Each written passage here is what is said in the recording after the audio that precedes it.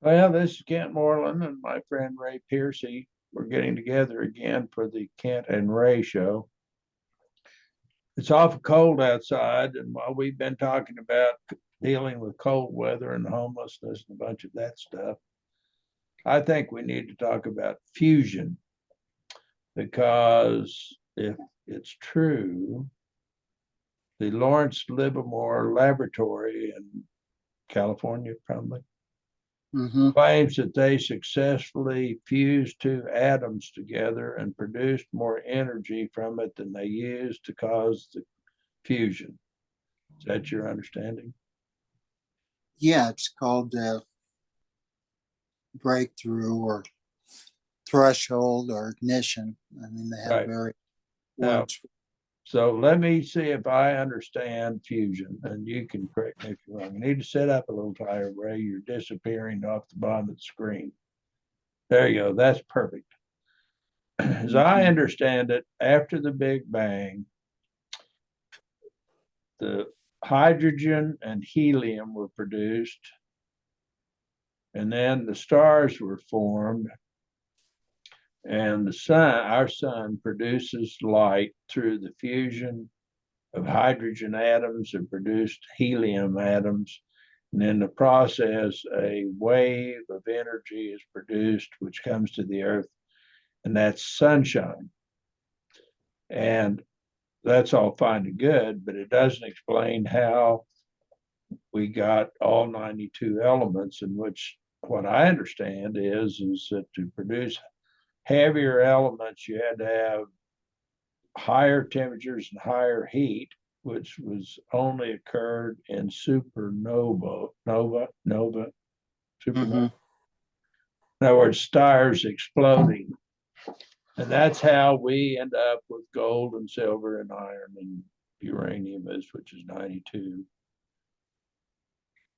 They couldn't figure out where all the elements came from, and a guy named Hoyle came up with the idea of the Big Bang, which he didn't believe in. But apparently, it was an intellectual food fight over how the stars produced heavier elements through fusion, which is where you combine two or more atoms together and you get a new material. Is that right? Yeah, you get new material, you get neutrons, and you get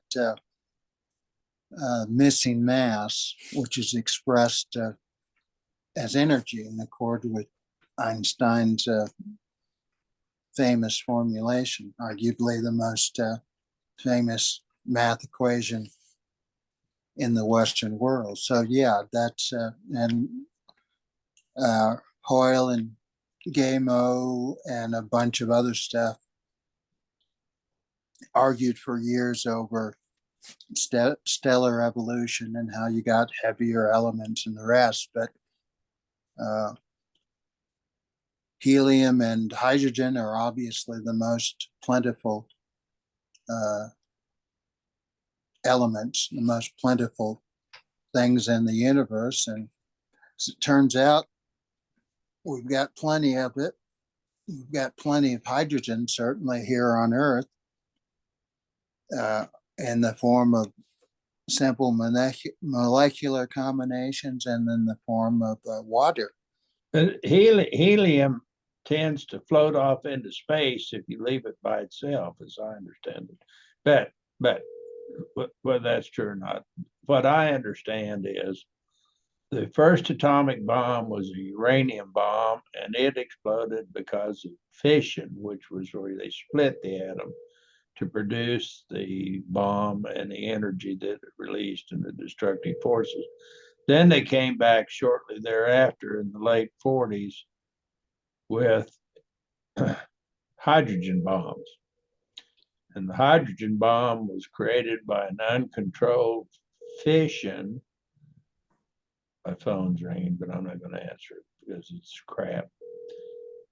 Fission, which basically, through the mechanics of the bomb, created atoms which joined together or combined, and that produced the energy, which was a whiz bang deal. because they basically created the conditions and stars to do that. But it was uncontrolled. So they started out with the idea that they were going to come up with controlled fission of atoms. Is that right? Am I getting this right? Controlled vision for commercial and general power production, sure, and that got pulled off relatively quickly in the late 40s, early 50s with the atomic submarine program and the first commercial fission reactors. Fusion, however, remained unwoolly, and our only connection was the hydrogen bomb, as you referenced earlier.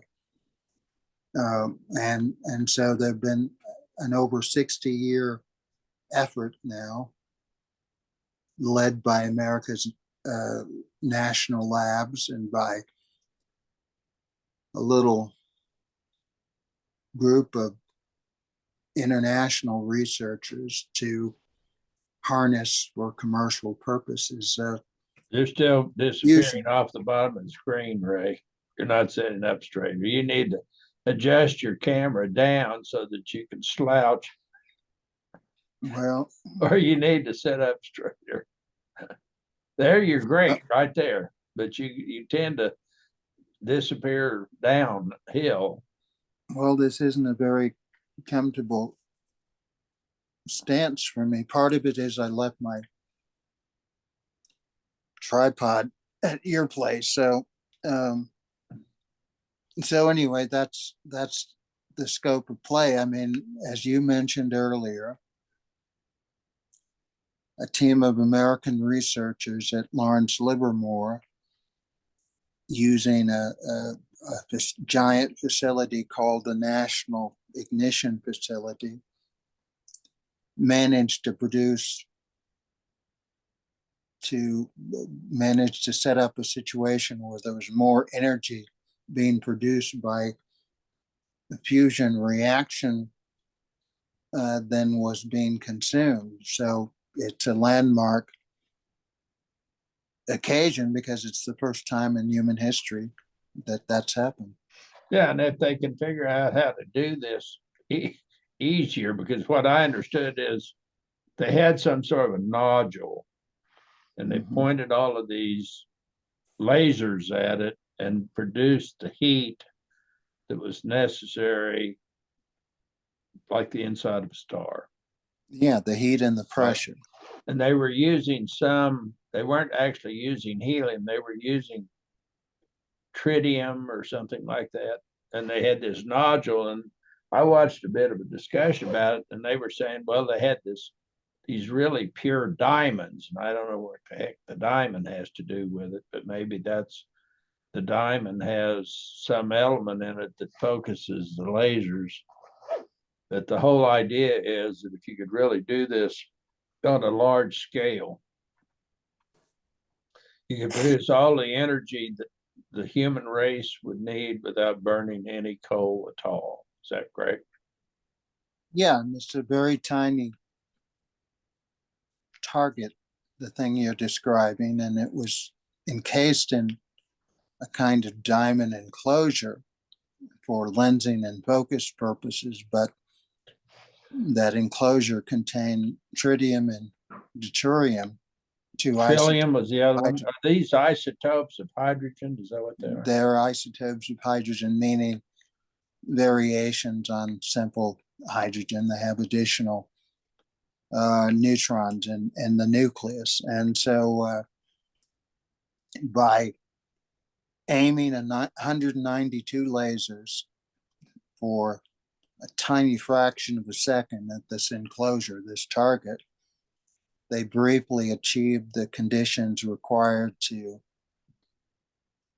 force these isotopes of hydrogen together, producing a wave of neutrons and an incredible wave of heat and power. And this had been done many times before, but this was the first instance where the output in terms of neutron count and detected energy exceeded the input.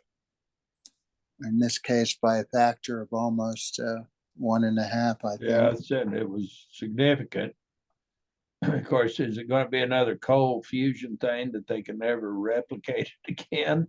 Or do you think, Well, or do you think we're on the road down the path to unlimited amounts of energy free? well, the 1989 episode that you're sort of referencing, the cold fusion It came out of Utah, didn't it? controversy, yeah, a couple of physicists out of Utah, never to be heard of again because Yeah, nobody. they disappeared immediately thereafter. Right? Well, they couldn't reproduce their results, and nobody else could. So it has not. It's a footnote in history and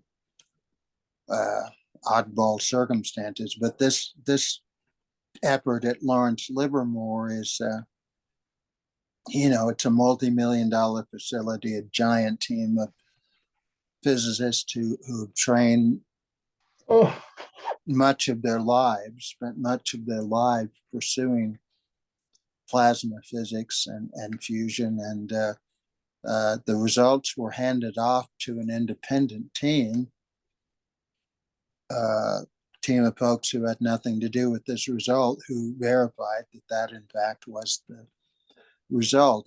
And part of it is, we have this amazing set of cameras and sensors, clocks and detection systems that are capable of monitoring tiny events. okay, so here's my question for you, and it's going to be for you to respond. Is this just a BFD or is it a BF just bullshit? Well, I think often from my reading of history of innovation and science, things get rolling really quickly and often in a profound and useful way after somebody demonstrates that something is possible. People pile on, investors show up out of thin air, governments prioritize what they've been up to and the funding that's available, and wonderful things can happen. I mean, it doesn't happen all the time, but it's the kind of thing that has often resulted in some pretty remarkable advances. Well, okay, I'm 79. I'll probably be dead 10 years. Am I going to see this as a practical matter, or do you think it's much longer out into the future than that? Well, I think the people on this Lawrence Livermore team who got together some days after the successful effort and did a little conference for the cameras, I think they would tell you that their intent is to make it happen here in the next decade, in the next 6 or 7, 8 years, in part because they want to see it, and in part because it's their life's work, and also the Biden administration, that was a real mistake. The Biden administration has handed off some additional resources, and there's some private people who've been working on this who are now electrified by the result. Sure.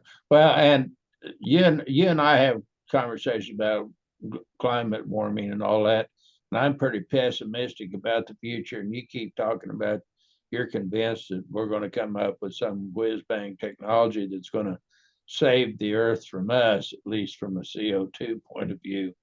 Is this it? Potential? Well, I think we have to continue to make progress on reducing the costs and raising the efficiency of wind and solar. There's no doubt about that. You can't take the foot off the pedal there, Ken. And as you know from our conversations, I'm also an advocate of making more effective use of conventional nuclear power. And I don't like that because of the back end waste, Well, radioactive waste that it produces. it produces plenty. 25,000 years is a long time to have to deal with trash from one of those nuclear power plants. Well, it's true, but then again, we've got 300 years of history with fossil fuels, with millions of deaths each year from air pollution alone. I mean, it's a question of weighing Well, the we're about to the hit we already have hit 8 billion people on the planet, which is 4 times as many as were on the planet 100 years ago, and 8 times as many as people as there were 200 years ago. And you know, my theory, we're crapping in our Earth mess kit, and Mother Nature is going to punish us for it.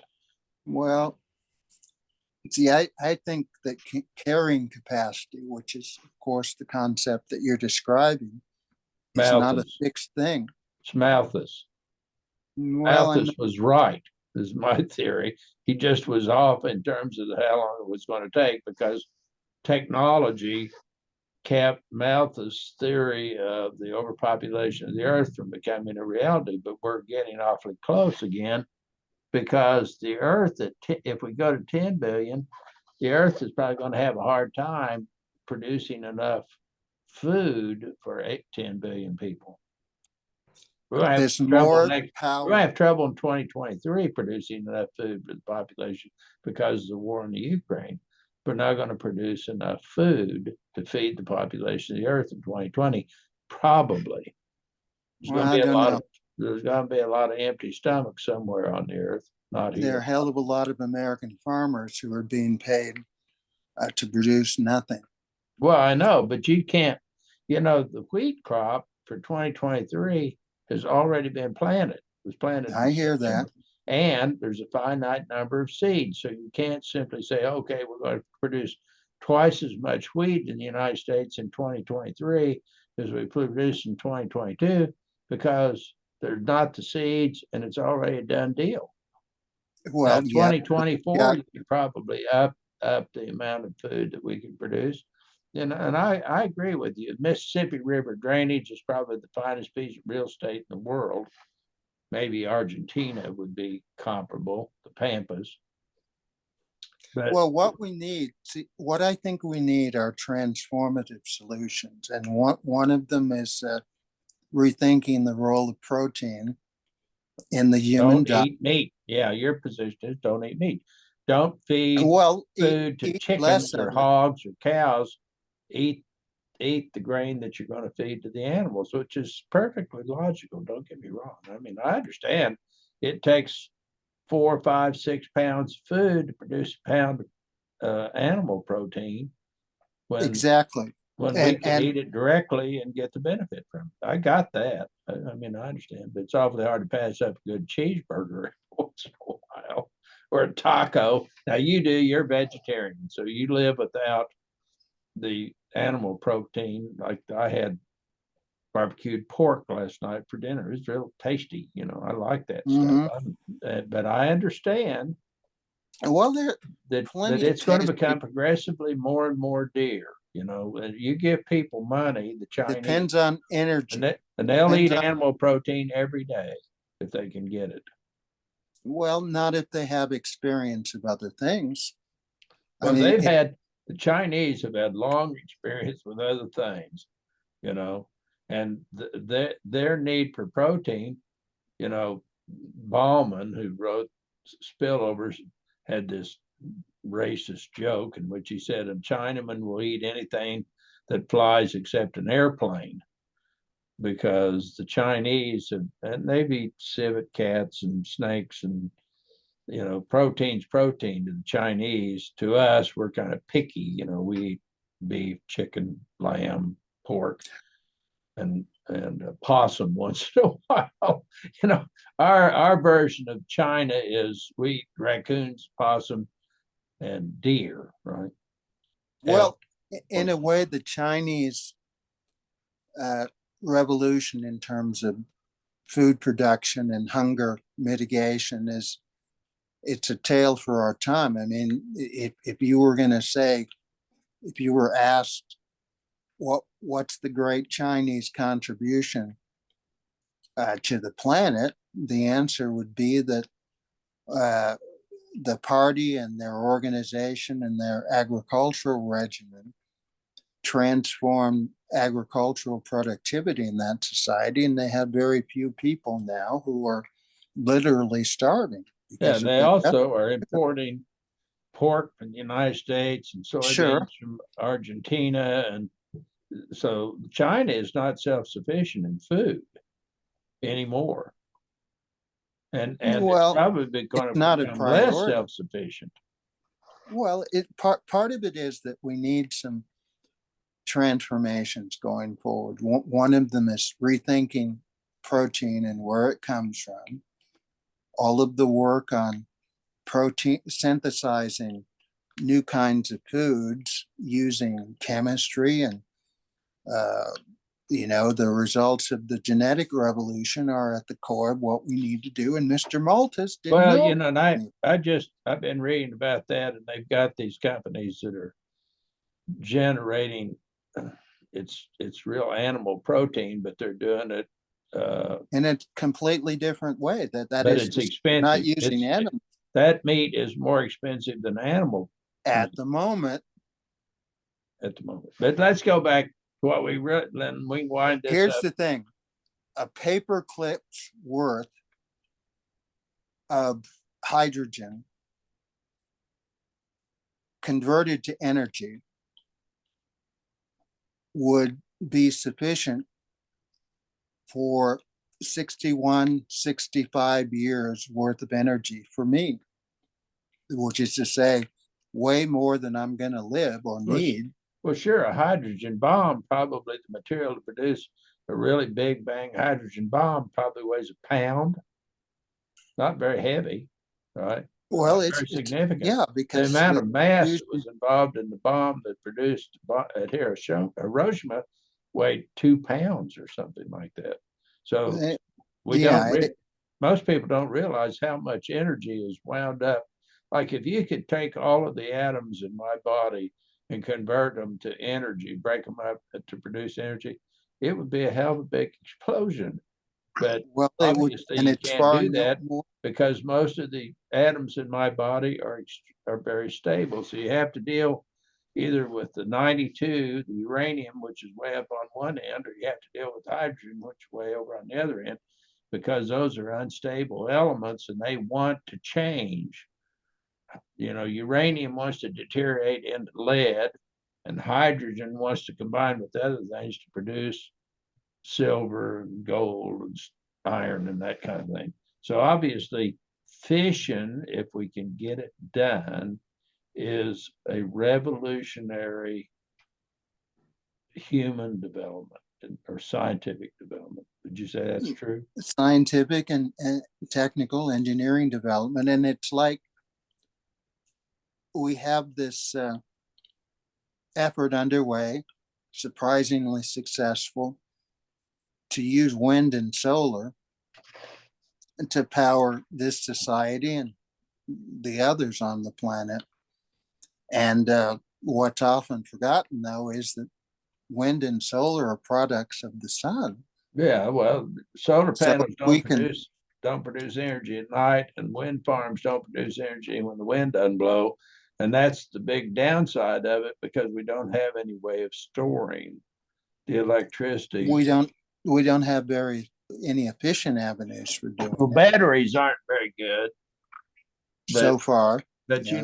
my theory is that we could save a hell of a lot of energy in this country if we put solar panels on everybody's roof and use the electricity that the solar panels produce to keep water in the water heater hot. Because the vast majority of the time, the water that we're heating in our homes in water heaters isn't being used. And if we could keep it at a temperature that it was usable, for free by using solar energy. Mexico, they just basically put a tank up there and let the sun shine on it, and it heats the water up enough that it's pretty warm and they can use it. We don't do that. We burn gas and electricity to keep the water in a water tank in our homes at 120 degrees when we're not even using it. So that would be one of Absolutely. the things that I would do. Put a solar panel on the roof, heat the water in your water heater, quit using gas, natural gas, and electricity from a power plant that's being powered by fossil fuels. Reduce the load on the system and reduce the amount of fossil fuels you're burning to produce the electricity, which isn't producing any benefit. But back to fishing, you think 10 years we may be looking at a I viable? think it, That's you your know, and guess? It's a way. yes, part of it, and of course, I'm far from an expert on this stuff, Kent, but my You're reading, wandering off to the side of the screen now, Ray. You're high enough, but you're off to the right. There you go. Now you're back in the middle. So well, give me your best guess when this technology is going to really benefit the world. there's a company in Cambridge, Massachusetts, Kent, called Commonwealth Fusion Systems. They've been underway for about 3 years. They have billions of dollars of private capital available to them. Is Bill And Gates in that? that's not one of his projects. It's a project insinuated by a group of people from MIT and from I think it's called the Plasma Physics and Sciences group there. It is a private company. And their project is designed to produce commercially viable power at some scale by 2027. And they're using newly available magnetic containment strategies and other advances, all of which have a tight connection to some of the work that was accomplished days ago at Lawrence Livermore. So you're saying they want to use ones. magnets to hold this target that you want to fuse. They're going to use magnets to keep it where it is, as opposed to some other technology. You've read about this. There are two primary approaches to fusion production. One is inertial confinement, which is what the Lawrence Livermore people demonstrated. The second is a plasma reactor that contains a highly energized supergas composed of hydrogen nuclei and neutrons. And the people in Cambridge are using the second approach. And their challenge is to keep the plasma, to keep this radical soup very hot and You're active. talking about 15 million degrees, aren't you? You're talking more like 100 million degrees. Oh, well, only 100 million degrees. Only 100 million. And of course, the people at Lawrence Livermore, that's what they achieved. They had temperatures that spiked, I think, at 150 million in the course of their recent success. Oh, that's pretty hot. How many years? What's your best guess, Ray? You're not going to be around to answer for this, whether you're right or wrong. Neither. Well, I'm planning on being around. It's going to be at the end of this decade. Okay. All right. You said it. Right now it's 7 degrees outside, so you stay inside and stay warm, my friend. Okay. See you later, man. Bye.